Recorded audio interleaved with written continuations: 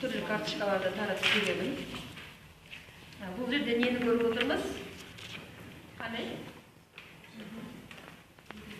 Жар шығару жүйесі, я әр суретте жеке-жеке сурет берілген. Жар шығару жүйесін көріп отырмыз. Жар шығару жүйесін білеміз. Ол алдарыңыздағы тақырыпқа назар аударыңыздар. Мен сіздерге қазір слайдты қояйын. Слайдқа кіріспес бұрын сіздер алдарыңыздағы карточкаларға қарап отырып, бүгінгі сабағымызға қатысты терминдерді және біз қандай нәрсе айтатынымыз туралы білесіздер. Зәр шығару жүйесі. Сіздердің алдарыңызда мәтінге қараңызшы, сағынғана мәтін берілген, ол мәтін бүйрек анатомиясы деп аталады. Яғни, сабаққа кіріспес бұрын, біз бүйрек саласын талқыламақпыз, бірден медицинада бөлінгені бойынша анатомиясына бастап қарастырамыз.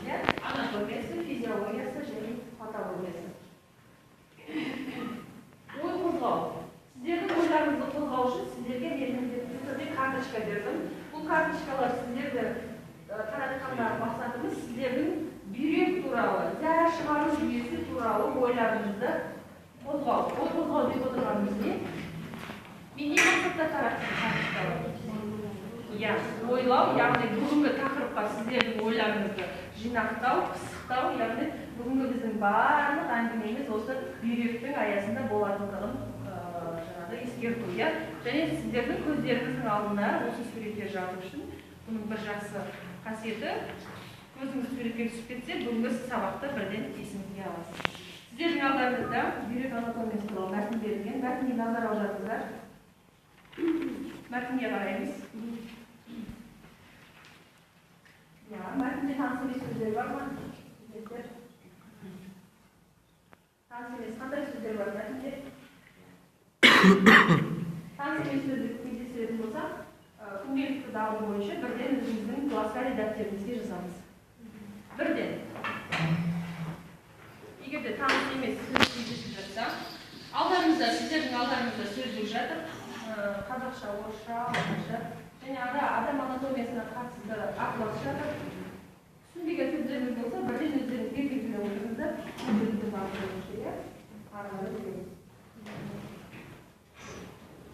Біз бәріміз білеміз, ол бүйрек аурулары адамда ең жиі кездесетін аурулардың бірі. Бүйрек ауруларын зерттейтін саланы нефрология деп атаймыз. бүйрек аурулары жиі кездеседі деп айтты. Қазір біз оның анықтамасын беруге тырысамыз, жүктелуге назар аударамыз және оның алдын алуын және бізде елімізде республикамызда статистика бойынша ең көп таралған бүйрек ауруы қандай ауру екеніне назар аударамыз. Бүйректің организмдегі маңызы, яғни біздің бүйрегіміз организмімізде біздің ағзамызда қандай рөл атқарады? Бірінші, ол азот ауасының ең соңғы өнімдерін бөліп шығару жағында. Бұл қарапайым тілмен, түсінікті тілмен айтқанда, біз жақсы білеміз, иә, өздеріңіздер білім алушылар. Яғни бүйрек біздің ағзамыздан қажетсіз заттарды тысқа шығарады. Анықтап айтатын болсақ, ол жаңағы біздің денемізден артық бөлінген қышқылдар, тұздар және артық сулар, иә, ол дәл күйінде шығарылады. Келесі, ішкі орта тамақтығын әсіресе қышқылдық, сүттілік, тепе-теңдікті реттеуге тікелей қатысады. Яғни екінші оның ең басты мақсаты тепе-теңдігін сақтап отырады. Жақсы, келесі үшінші ең басты қызметі ол бүйрек шуақтарындағы қан қысымын реттейді. Жақсы, менде сұрақ. Қарапайым халықта айтады, қан қысымы деген нәрсені ойлайтын болсақ, біз әрқашанда оның жүрекке қатысты және қанның көтеріліп түсуіне байланысты айтамыз. Яғни сіздердің алдарыңызда бүйректегі қан қысымы деп отыр. Бұл қандай нәрсе? Не нәрсе маған түсіндіріңіздерші? Бүйректе қан қысымы болады? Қан қысымы ол жаңағы алып кететін және алып кететін қандардың қысымына байланысты. Нені алып келеді, нені алып кетеді? Яғни бүйрек қызметі ол қанды тазартады. Осы жерде сіздерге тағы бір сұрақ қойғым келіп отыр, қарсы сұрақ. Ондай болатын болса, зәр неден түзіледі? Жақсы, рахмет. Жақсы, рахмет, бақыт сізге. Келесі алдарыңызда сіздің бүйректің құрылымы. Сіздердің алдарыңызда жатқан карточкада болудың ерекшелігі, сіздердің карточкаларың латын тілінде берілген және ағылшын тілінде берілген. Егер де көрінбейтін болса, мұнда нелер берілген, шығарылған, презентация шығарылған. Бүйректің құрылымын қайта қарап шығайық. Сіздер түсінбейтін термин бар ма мұнда? Сіздер қандай терминді түсінбейсіздер? Жақсы, оны жеке-жеке топталып кетейік, иә, бірден. Терминдік сөздерімізге бірден жазсаңыз болады. Корковые вещества почки. Мозговое вещество почки. Бүйректе ми бола ма? Тоқтаңыздар. Қазақ тілінде айтылғанда әрбір сөздің өзіндік мәні бар. Болады.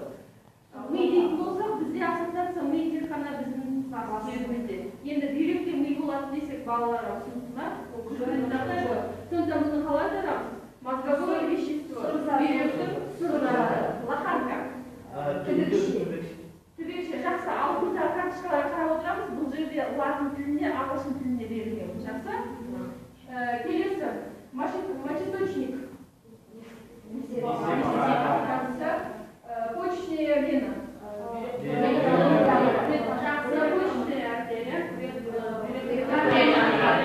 Жақсы, енді тағы бір нәрсе. Біздің білуімізше, біздің бүйрегімізде ешқандай шынайы бірақ мынелер чашки деген бар екен. Чашки деген не ол? Тостағаншалар. Бүйректің тостағаншалары. Рахмет. Таныс емес сөздерді бірден түртіп жазып отырамыз, иә?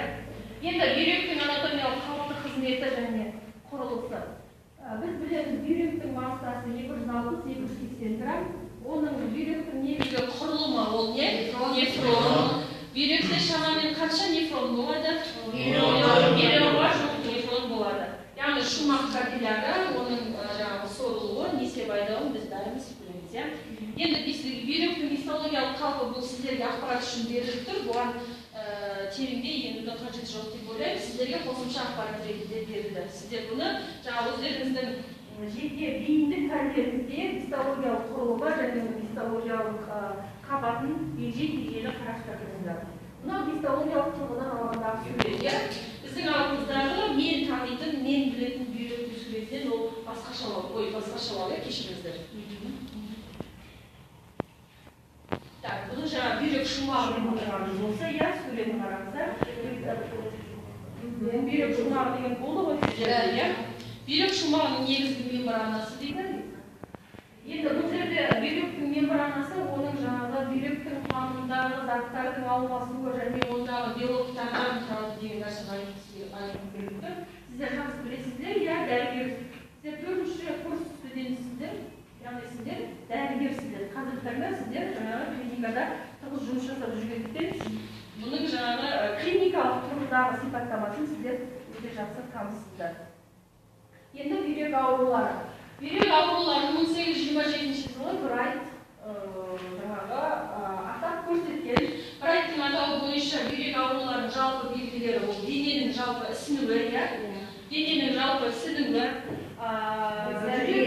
гипертрофиясымен сипатталады деп ауруға алғашқы сипаттама берген. Бұдан кейін енді бүйрек ауруларының бөлінісіне назар аударайық. Оны үш топқа бөлінген, нефроздар, нефросковородар. Так, бұның ары қарай бүйректің жалпы бөлінісі, бұл презентация сіздерге қолдарыңызға міндетті түрде беріледі. Бұл этиологиясы бүйрек ауруларының туа пайда болуы, жүйе пайда болуы, интегринтік аутоиммунды метаболизмдік сырқаттарда бүйрек тас ауруы ісіктері болып келеді. Нефроздық синдром, бұны қосымша ақпарат ретінде сіздерге ұсынылып отыр. Нефроздық синдром дегеніміз жаңағы біз басында айтып кеткен бүйрек ауруларының жаңағы түрлерінің бірі. Келесі нефриттік синдром. Енді оның ағымына қарай ол жедел, тез дамушы, созылмалы болып бөлінеді, иә? Бүйрек ауруының өзінің жаңағы дамуына байланысты, иә? Клиникалық белгілері. Енді сіздермен сырқат келеді деп айтайық, иә? Жағдайды тапсырма осы жерде сіздерге шағынғаны. Сіздерге сырқат келгенде сіздер бірден оның шағымдарын сұрай бастайсыз, иә? Сырқат сізге бірден оның шағымын, яғни клиникалық белгілерін айта бастайды. Оның клиникалық белгілерін сіз естисіз көбінесе қабақтың немесе бүткіл дененің ісінуі. Ол қабақтың ісінуін біз келген кезде көресіз, иә? Визуальды, иә? Іскен жерлерін қолыңызбен сипап сеземіз. Жақсы, бұл енді сіздер медицинада пальпация жасау әдісі деп айтылады, иә? Жаңағы пальпация жасау арқылы оның жаңағы белгілерін, науқастың шағымдарын тыңдай отырып, сіз диагноз қою барысында сіз міндетті түрде осы ерекшеліктердің бәріне назар аударасыз. Патогенезі дегеніміз не? Яғни сіз оның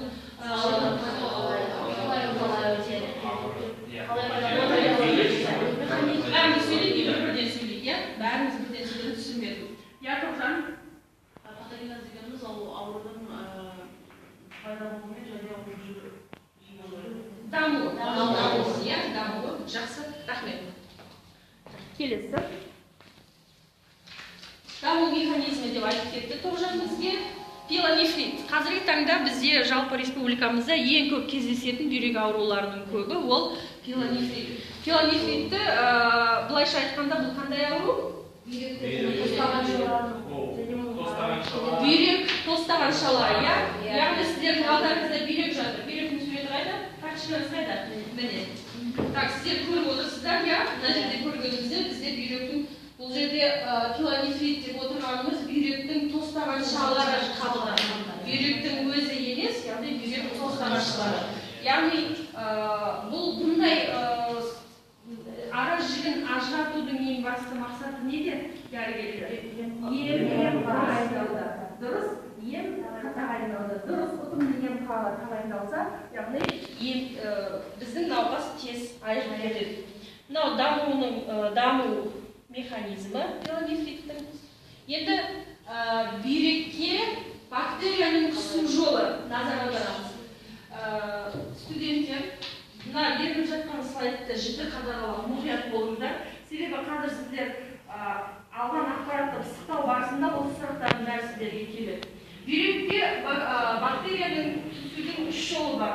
Гематогенді, лимфогенді және нефробактериялы. Гематогенді дегенді қарапайым тілмен қан айтуымызға болады, ал лимфогенді және нефроз арқылы. Мынау пилонефрит. Мынау біздің яғни науқастардың бүйрегі. Сізде көріп тұрғаныңыз бірінші сауығыш адамның бүйрегі, пилонефритке шалдыққан науқастың бүйрегі. Яғни біздің бүйрегіміз сол қалады, иә? бүйректің суретінен ақ аурудың қаншалықты жаңағы бүйректің жағдайын нашарлататынын көруімізге болады. Мұнда пилонефриттің асқынуы берілген, оны қосымша қарап аламыз, иә.